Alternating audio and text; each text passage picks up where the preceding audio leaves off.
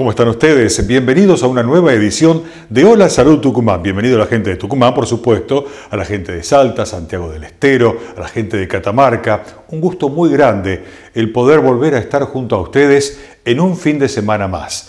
El encuentro, como siempre, junto a todos los profesionales que conforman el staff de nuestro programa. Esto es Hola Salud Tucumán. Comenzamos.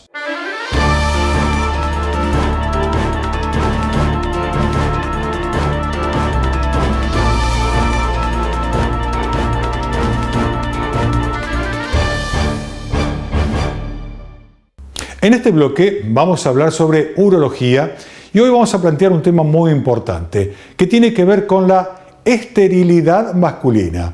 ¿Qué es la esterilidad masculina? Es cuando el hombre no puede concebir un hijo. El hombre no puede dejar embarazada a la mujer. Y esto es un problema que muchas veces tiene solución. Depende cuál es el factor, depende qué es lo que esté afectando al hombre. Hoy el doctor Alejo Rasguido, quien es integrante del Centro Urológico Rasguido, nos habla sobre este tema.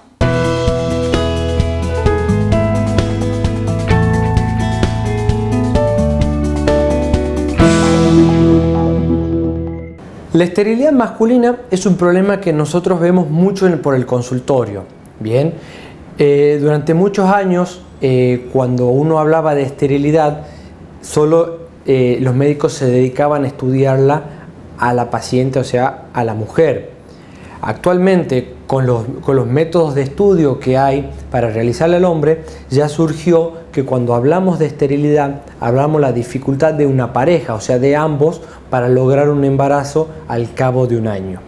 Bien, nosotros desde urología, desde una rama que se llama andrología, estudiamos estos problemas para determinar cuál es la causa que está produciendo la dificultad de un embarazo y tratar de resolverla mediante acciones directas sobre el espermatozoide para mejorar la calidad y en casos de pacientes con dificultades severas buscar un tratamiento o una reproducción asistida junto o en conjunto con la gente de ginecología.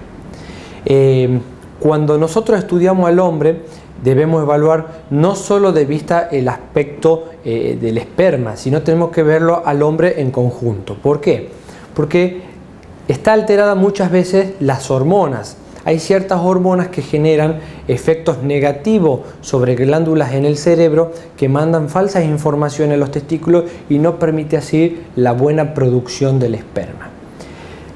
Eso lo vemos mucho en pacientes con obesidad, o no tanto con obesidad, sino ya con un síndrome metabólico, con un poquito de grasita en la panza, un poquito de grasita en los brazos, y en la misma grasita se generan ciertas hormonas que producirían el efecto negativo sobre la glándula y sobre los testículos.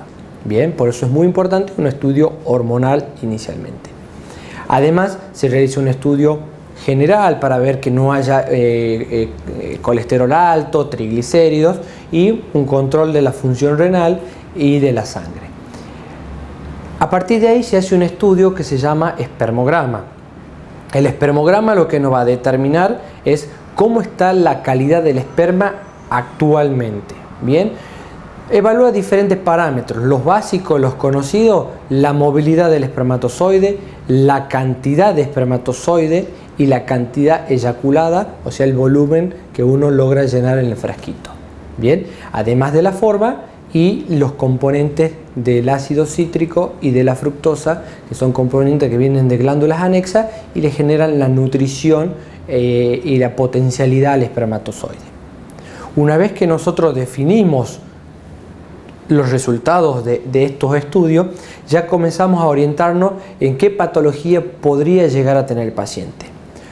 Siempre cuando en la primera consulta se lo evalúa al paciente y se chequea el tamaño de los testículos, que no haya ninguna lesión dura dentro de los testículos y se evalúa el cordón por donde transcurren las venas que vuelve la sangre hacia el corazón para oxigenarla nuevamente.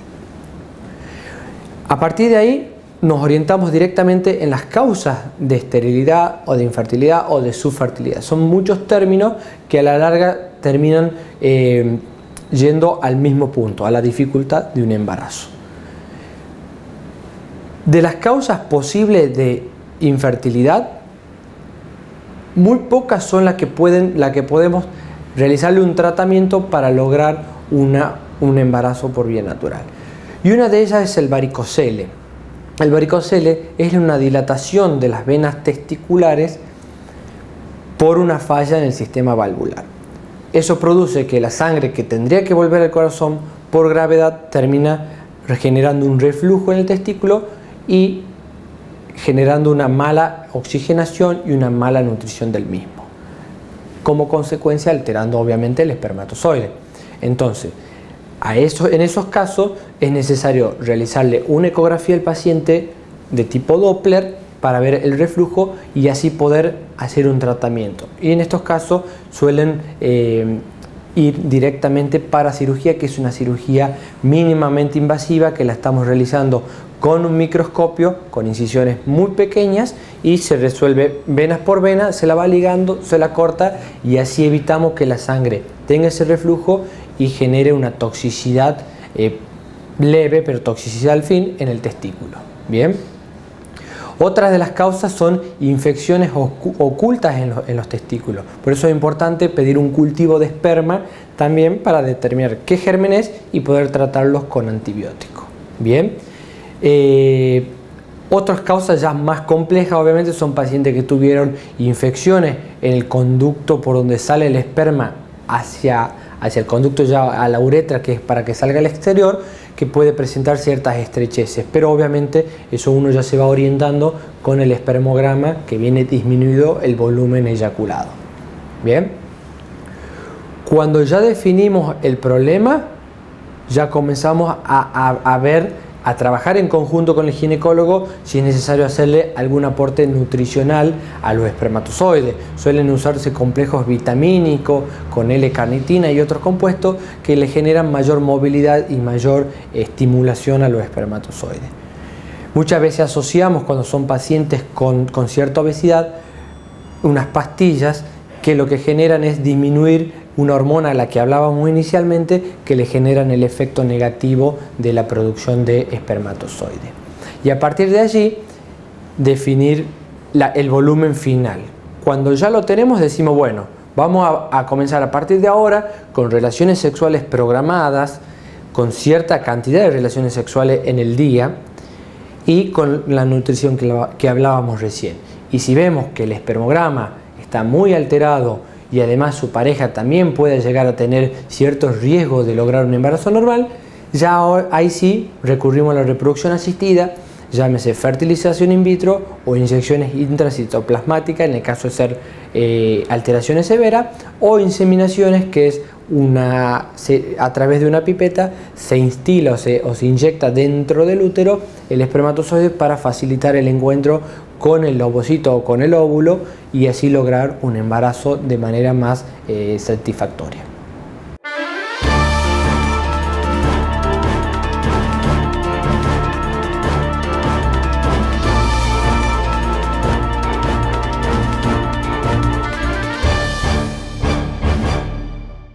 En este segmento vamos a hablar sobre varices. La especialidad en el mundo de la medicina que atiende los problemas de varices se llama flebología.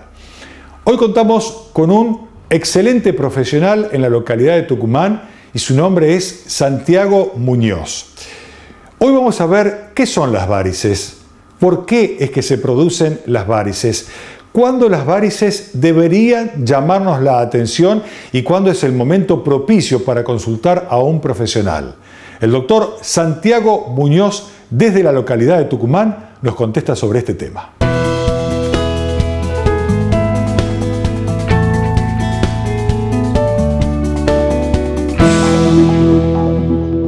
Para hablar de sistema venoso, tenemos que primero comenzar a hablar de sistema cardiovascular. ¿En qué vamos a consistir esto? Vamos a tener el corazón, que es como una bomba, de allí la sangre va a salir a través de unos vasos que son como mangueras, que son las arterias, y vuelve al corazón a través de otras mangueras que serían las venas. En medio de esto hay vasitos muy finitos que son los famosos vasos linfáticos. Nosotros tenemos que tener en cuenta del sistema venoso algo muy importante. Este sistema va a luchar contra la gravedad, o sea, va a tener que la sangre ir principalmente donde nos vamos a concentrar, que es en los miembros inferiores, desde abajo hacia arriba. Y a partir de ahí, con este elemento, nosotros vamos a tener en cuenta que se pueden producir diversas enfermedades. ¿Por qué? Porque esas mangueras comienzan con el tiempo, si uno tiene una cierta predisposición y hay otros factores, como por ejemplo el sobrepeso, el estar parado más de 4 horas o sentado, como por ejemplo los administrativos, secretarias, las policías, la parte de seguridad, sobre todo el empleado de comercio. Le asociemos el clima de Tucumán, un clima cálido, donde aparte va a ser un factor muy determinante en que esa cantidad de sangre que tiene que volver se distribuya un poco en las piernas y comience a hincharse. El paciente, ¿qué es lo que nos dice? Al llegar la tarde se me marcan las medias, la zapatilla no me entra, el calzado tampoco, se me marca lo que es la sandalia.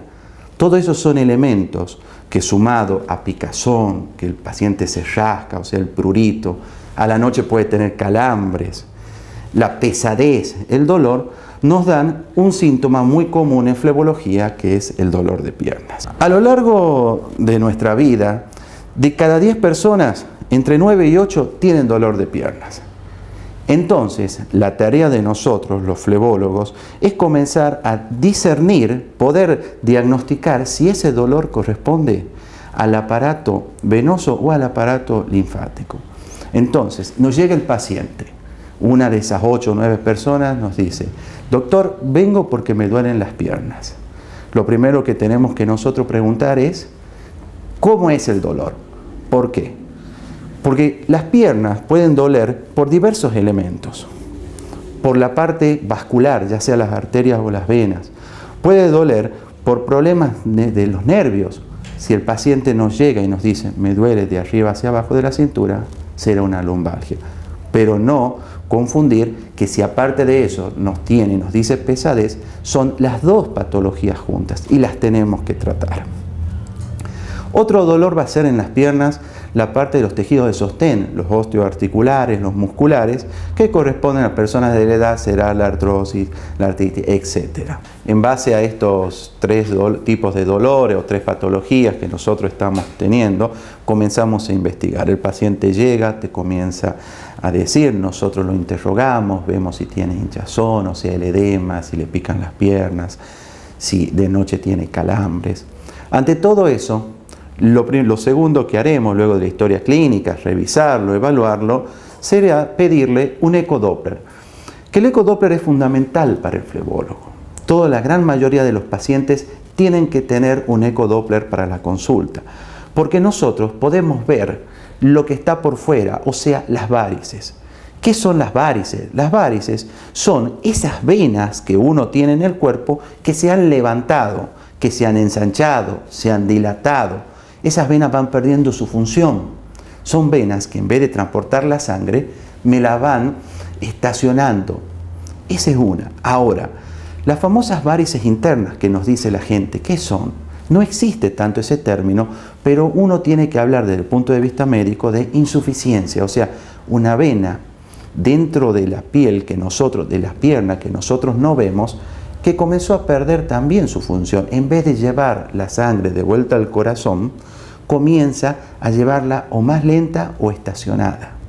Eso va a hacer que la pierna tenga mayor cantidad de líquido, y si tiene mayor cantidad de líquido, a través de un sistema de presiones que no es tan importante desde el punto de vista de nosotros, para poder explicarlo, comienza la pierna a hincharse, se puede poner roja, el paciente siente pesadez.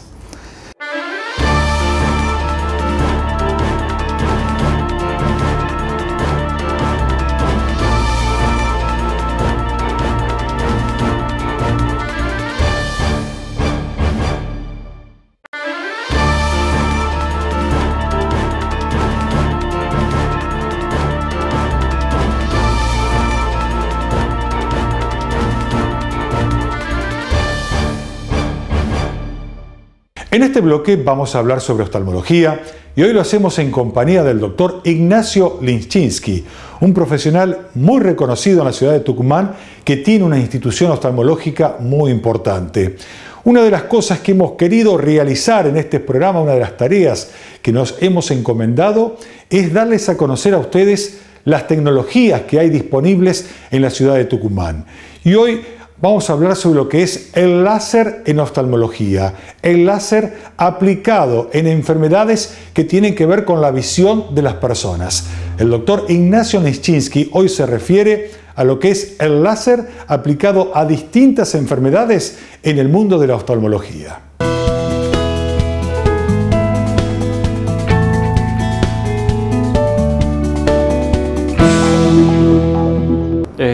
El equipo de láser que tenemos aquí consiste en está adaptado a una lámpara de hendidura. La lámpara de hendidura es nuestro aparato con el que trabajamos todos los oftalmólogos, donde el paciente va a estar ubicado en esta posición, el operador o el médico va a estar sentado en este lugar, y todo este implemento que tiene acá en la parte superior del equipo es lo que va a hacer que el láser que tenemos en este lugar, la consola, a través de esta fibra óptica, lleve la energía y sea disparada dentro del ojo. Esto tiene un espejo bastante complejo que permite que aquí desde este lado uno pueda hacer movimientos muy precisos, viendo con el microscopio que magnifica toda la imagen, y poder disparar exactamente en la zona que uno quiera disparar dentro del ojo, ¿sí? Donde haya lesiones, donde haya hemorragias, donde uno tenga que hacer el tratamiento periférico, en un desgarro, en un paciente diabético o en una trombosis, que uno tenga que hacer un tipo de tratamiento específico. Lo que vamos a hacer con el paciente es colocarle normalmente una lente. Esta lente tiene el objetivo de, por un lado, mantener el ojito abierto del paciente para que cuando uno coloca esto, el ojo no tiene posibilidad de moverse, por lo tanto el paciente no tiene posibilidad de cometer algún error ni el médico tampoco se tiene que preocupar de que tiene que suspender el tratamiento que está haciendo. De este lado va a producir una gran magnificación, en donde todo lo que yo voy a ver mucho más grande desde este lado y voy a poder hacer mucho mejor y más preciso el tratamiento. Tenemos diferentes tipos de lentes. Si uno va a hacer un tratamiento integral del ojo con una fotocoagulación, o si vamos a hacer un tratamiento más específico de la mácula, va a haber diferentes tipos de lentes que vamos a usar en cada ojo para hacer el tratamiento adecuado. Acá vamos a tener una consola. Este equipo en especial es un equipo muy particular porque nos permite seleccionar en forma táctil qué tipo de tratamiento vamos a hacer, qué tipo de potencia vamos a utilizar, que esto va a depender del tejido de cada paciente. Vamos a ver la duración del tratamiento que vamos a hacer y nos permite fundamentalmente generar patrones. Si yo necesito hacer un tratamiento con mayor cantidad de puntos o menor cantidad de puntos, me permite elegir con este dial la cantidad de disparos que voy a hacer simultáneos dentro del ojo. Esto es un láser que se llama de multipuntos. Generalmente los láseres habituales o que uno tenía hasta la fecha son láser que permiten hacer de a un disparo por vez. Este láser tiene la característica que me permite hacer múltiples disparos en forma simultánea. Eso hace que el tratamiento sea más corto, que al paciente le moleste menos, que haya menos dolor y que sobre todo haya menos cansancio, tanto de un lado como del otro, porque el tratamiento va a ser realmente mucho más corto. Uno va a poder elegir diferentes tipos de patrones, según quiera fotocoagular o según quiera hacer algún tipo de tratamiento circular alrededor de una lesión. Este tratamiento nos va a permitir hacer círculos en forma confluentes hacia afuera donde haya algún tipo de desgarro o algo, y de esa forma tratarlo al paciente de una forma más integral, más segura y sobre todo bastante más simétrico cada uno de los disparos que uno haga.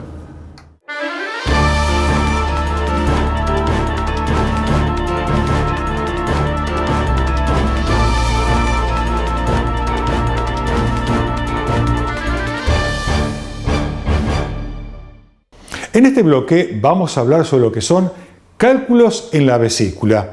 En programas anteriores estuvimos junto al doctor José Cabrera, quien nos contó qué son los cálculos en la vesícula, de qué forma se manifiestan, cuáles son los síntomas, y hoy vamos a ver cómo es posible operar, sacar los cálculos biliares, los cálculos vesiculares especialmente, a través de la cirugía laparoscópica.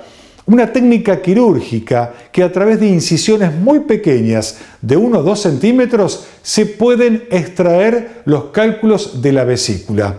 El doctor José Cabrera hoy nos explica el paso a paso de cómo es posible realizar este tipo de cirugía.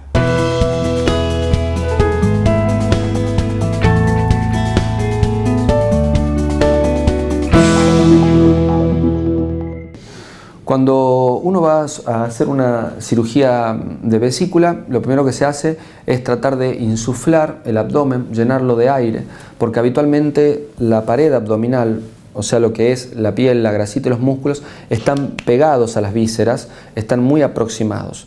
Para poder introducir estas pinzas, estas cámaras de video y poder operar, poder trabajar, lo que se debe hacer primeramente es llenar el abdomen de aire. De esta manera, al llenarlo de aire, se empieza a formar una cavidad que permite separar esta pared de las vísceras, del intestino, del hígado, de los demás órganos, y eso nos permite entrar con seguridad, introducir las pinzas en forma adecuada y no generar ningún tipo de daño, y llegar a la zona que se va a operar, en este caso la vesícula biliar.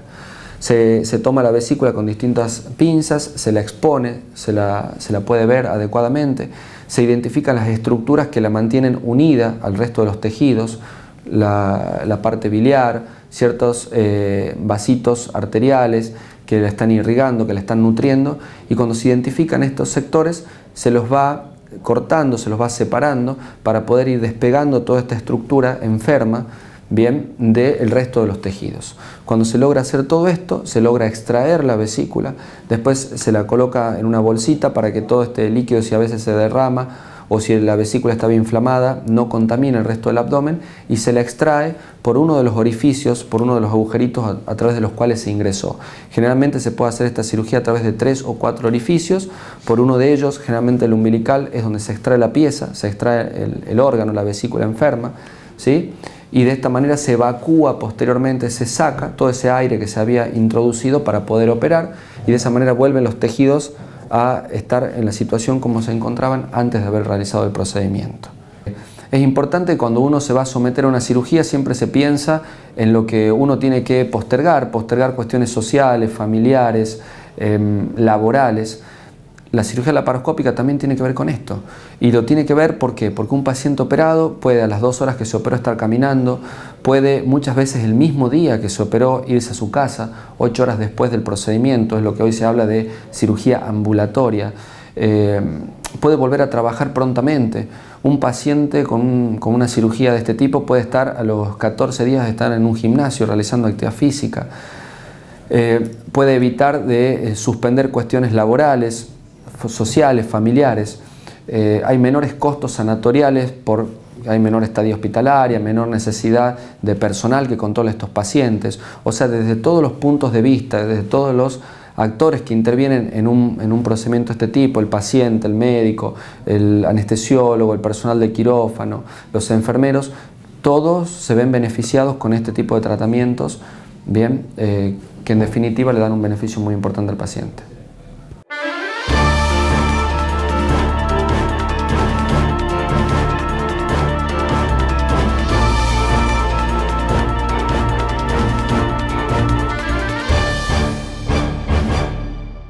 Amigos, hasta aquí hemos llegado en una nueva entrega de nuestro programa Hola Salud Tucumán.